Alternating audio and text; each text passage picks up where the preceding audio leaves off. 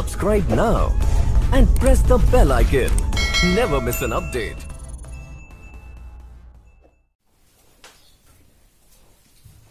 नमस्कार दोस्तों, एजुकेशन अड्डा 9 to 7 पर एक बार आप साथियों का फिर से स्वागत है। कल हमने पढ़ा था आकृति गिनना, वर्ग की आकृति की गिनती करने पे डिस्कस किया था। आज हम इसी क्रम में आयत की आकृति गिनने पे डिस्कस करेंगे। आयत किसे कहते हैं? चार भुजाओं से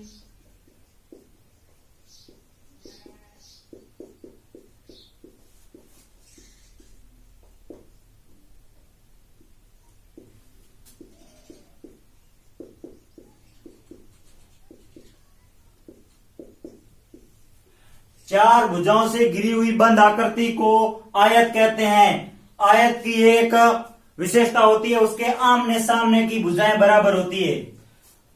आमने सामने की भुजाएं बराबर होती है। ये भुजा और ये भुजा बराबर, और ये भुजा और ये भुजा बराबर। और एक आयत की जैसी आकृति होती है जिसकी चारों भुजाएं बराबर होती है, उसे कहते हैं वर्ग। वर्ग में चारों भुजाएं, ये और ये चारों भुजाएं बराबर होती है। एक बात आपको नोट करनी है कि हर वर्ग आयत होता है। वर्ग हमेशा आयत होता है और हर आयत वर्ग नहीं होता।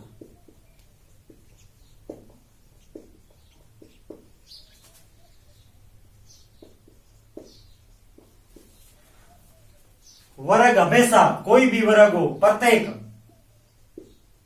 प्रत्येक वर्ग हमेशा आयत होता है और प्रत्येक आयत वर्ग नहीं होता है। जैसे ये वर्ग बना हुआ है और आपको कोई आकृति बना के पूछ ले इसमें आयत की संख्या, तो जो वर्ग बने हुए हैं वही आयत होते हैं। और वर्ग की आकृति को काउंटिंग आयत के रूप में कर सकते हैं, क्योंकि वर्ग में चारों भुजाएं समान होगी तो आमने सामने की भुजाएं भी बराबर होगी। इसका मतलब वर्ग आयत हो सकता है, परंतु आयत की क्या विशेषता है? इसमें आमने सामने की भुजाएं बराबर होती है, चारों भुजाएं कभी बराबर नहीं होती।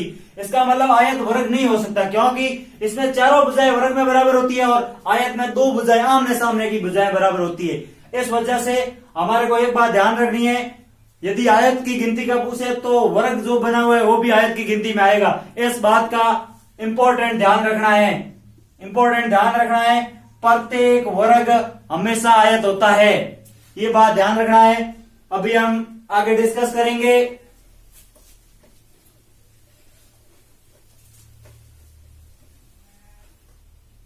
एक आकृति बना दे,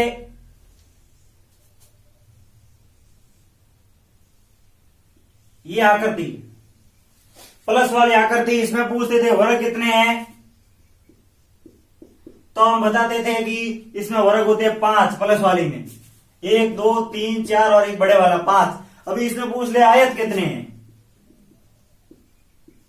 आयत की काउंटिंग करके आपको बतानी है। तो 5 तो वर्ग है, वही तो आयत है। आयत और वर्ग, जो वर्ग होते हैं वही आयत होते हैं। इसका मतलब 5 तो बनेंगे ही बनेंगे, परंतु आयत की गिनती कैसे करेंगे? 5 तो ये बने 1 2 3 4 और एक बार वाला, ये 5 तो है। और एक ये हो गया, 1 और 3 को मिला के, और एक हो गया 2 और 4 को मिला के, ये हो गए 2 और 5 प्लस 2 और 2 ये हो गए 1 2 को और 3 4 को मिला के कितने हो गए? 9। ये तो अपन वैसे चित्र में देख के गिनती करके बता सकते हैं। एक और कॉन्सेप्ट बताता हूं जो आसान सीधा सा ट्रिक है, उसमें बहुत आसानी होगी आपको करने में। आपको कोई भी हो, चाहे स्तंभ और पंक्ति बराबर हो चाहे नहीं हो, सभी में एक ही कॉन्सेप्ट लागू होगा। वो है, आप पहले नंबर लिख लो 1 2 1 2 और फिर स्तंभ को जोड़ लो और पंक्तियों को जोड़ लो। कितने हो गए? 1 प्लस 2, इनको प्लस करना है और इनको भी प्लस करना है, ये हो गए 3। फिर पंक्ति और स्तंभ का मल्टीप्लाई कर दो, 3 गुणा 3 कितने हो गए? 9। ये आपको ध्यान रखना है। चाहे किसी भी प्रश्न में ये ट्रिक पूछे, पहले पंक्ति और स्तंभ दोनों लिखने हैं, फिर पंक्ति के जितने हैं उनको जोड़ दो, काउंटिंग इनको प्लस कर दो, ऐड कर दो, और स्तंभ और पंक्ति दोनों को ऐड करके फिर उनका जो योग होता है उनसे मल्टीप्लाई कर दो। बस सीधा सा कॉन्सेप्ट है, ट्रिक है। पहले पंक्ति और स्तंभ का करना है मल्टीप्लाई, पंक्ति स्तंभ का योग है ना, पंक्ति का योग स्तंभ का योग, दोनों को मल्टीप्लाई करना है। पहले योग करो फिर मल्टीप्लाई करो। ये है ट्रिक, बहुत आसान है। इस प्रकार के प्रश्न आते हैं और इससे थोड़ा टफ क्वेश्चन लेते हैं।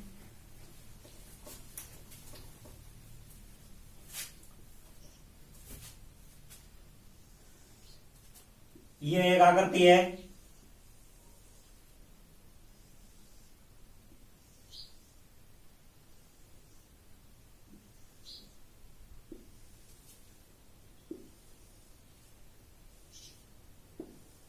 ये आकृति दे दे और आपको पूछ ले आयतों की संख्या, आयतों की संख्या कितनी है, गिनती करो। तो आपको क्या करना है, मैंने आपको बताया, आपको पहले नंबर्स दे देने हैं।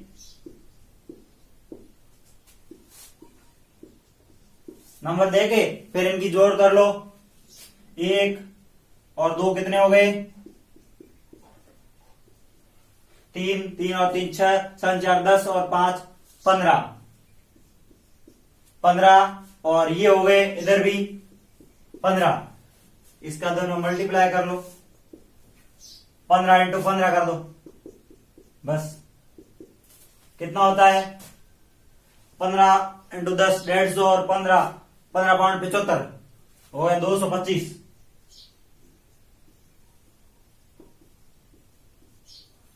आयतों की संख्या कितनी हो गई, 225, 225 आयत।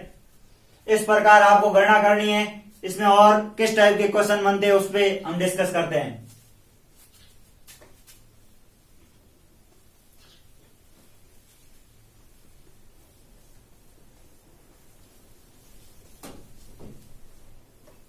एक इस प्रकार का क्वेश्चन आता है और आपको पूछ लेते हैं कि इसमें आपको आयतों की संख्या, आयत कितने हैं, आयत।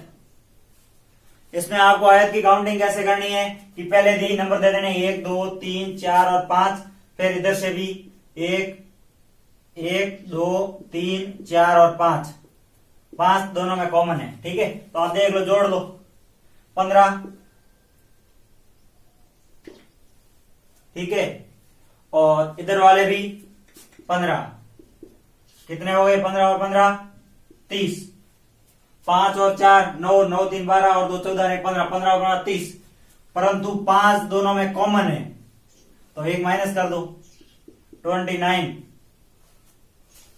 और इसी क्रम में यदि इधर और बना दे और पूछ ले तो 1 2 3, ये एक और प्रश्न पूछ ले, इतना और जोड़ के पूछ ले कि इसमें आयतों की संख्या कितनी है।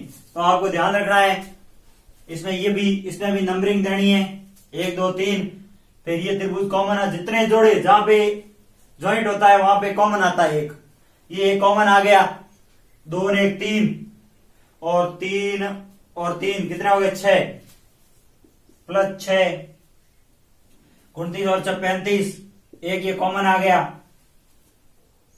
तो एक माइनस कर दो, कितने हो गए 34 34। आप सभी साथियों को मुझे भरोसा है कि ये आयत गिनने वाले कॉन्सेप्ट समझ में आया होगा। आप सभी साथियों से निवेदन है कि हमारे चैनल को सब्सक्राइब करें, लाइक करें, शेयर जरूर करें। थैंक यू साथियों।